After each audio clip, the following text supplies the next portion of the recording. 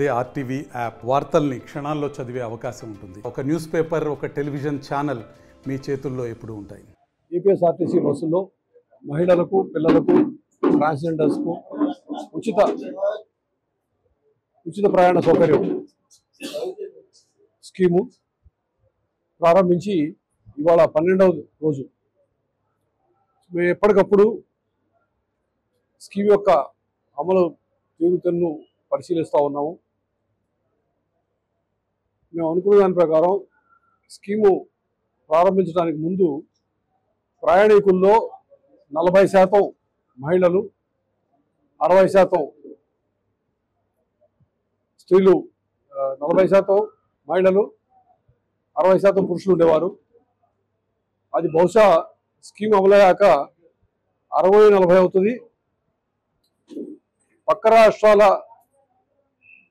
అమలు ఎలా ఉందో చూసినాక మాకు అనిపించింది అంటే 63-37 వరకు వెళ్ళే అవకాశం ఉందని అనుకున్నాం. మేము మా అంచనాలు, మా లెక్కలు 63% మహిళలు, 37% పురుషులు వద్దనుకున్నాం.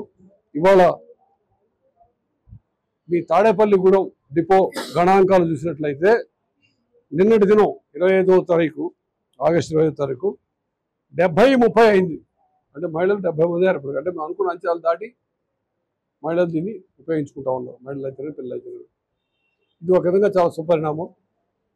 రెండో విషయం ఏంటంటే మిగతా పక్క రాష్ట్రాలు, అది కర్ణాటక కావచ్చు, తెలంగాణ కావచ్చు, అంతకన్నా ముందు ప్రవేశపెట్టిన తమిళనాడు కావచ్చు,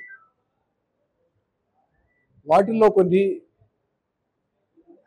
కొంత చేదు అనుభవాలు అయితేనేమి, ఇబ్బందికరమైన పరిస్థితులు అక్కడ ఆర్టీసీ వారికి అయితేనేమి, ప్రజలకు కూడా కలిగింది. అటువంటిది ఆంధ్రప్రదేశ్ రాష్ట్రంలో మహిళలందరి సహకారంతో బహుశా ముఖ్యమంత్రి వచ్చిన పిలుపు మేరకు అనుకోవాలో చాలా బాధ్యతాయుతంగా అవసరమైన మేరకే ఈ ఫ్రీ ట్రావెల్ సదుపాయాన్ని వాడుకుంటూ ఉండటం వలన పెద్దగా మనకి తోపులాట్లు, కొట్లాట్లు, వివాదాలు, కుస్తీ పట్టే కార్యక్రమాలు అయి లేని పరిస్థితి ఉంది. అది చాలా సుపరిణామం.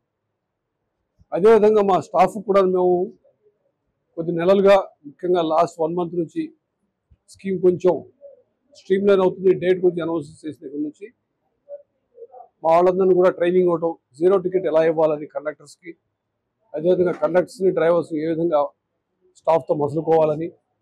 రెండో విషయం, బస్సులు ఏ విధమైనటువంటి మెకానికల్ ఫెయిల్యూర్ జరగకుండా చూడటం కోసం గ్యారేజ్లో ఉండే స్టాఫ్, మెకానిక్లు, అసిస్టెంట్ మెకానిక్స్, ఆర్టిజన్స్ వాళ్ళతో మాట్లాడటం, వాళ్ళందరినీ సమాయత్తం చేయడం ద్వారా, ఉద్బోధించడం ద్వారా ఇవాళ పరిస్థితి చాలా సజావుగా, ఏదైనా ఇబ్బంది లేకుండా నడుస్తూ ఉంది.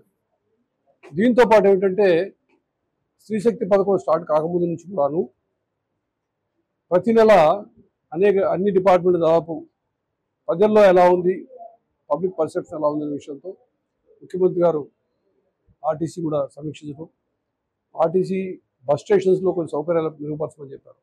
చూసే ఉంటారు ఈ మధ్యకాలంలో కొత్తగా చైర్స్ అన్ని ఇచ్చాం. దాదాపు అన్ని బస్ స్టేషన్లు కూడా ఇవ్వడం జరిగింది. కొత్తగా సీలింగ్ ఫ్యాన్స్ పెట్టాము.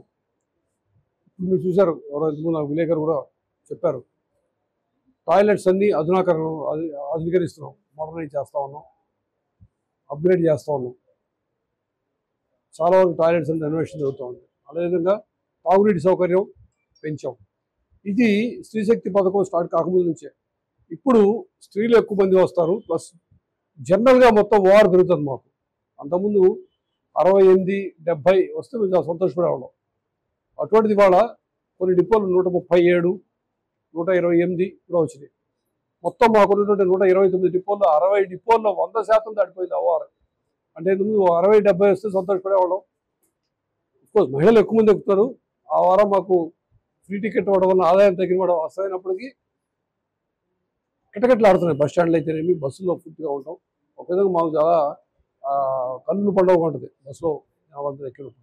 తెలుగులో న్యూస్ కి ఫాస్టెస్ట్ యాప్ ఇప్పుడు టోటల్లీ న్యూ అవతార్లో జస్ట్ 5 seconds లో కంప్లీట్ న్యూస్. సోషల్ మీడియాలో ట్రెండ్స్ కి one stop solution. Live TV app voice search option తో ఇప్పుడే డౌన్లోడ్ చేయండి లేదా అప్డేట్ అయిపోండి. యాప్ లింక్ డిస్క్రిప్షన్ లో ఉంది.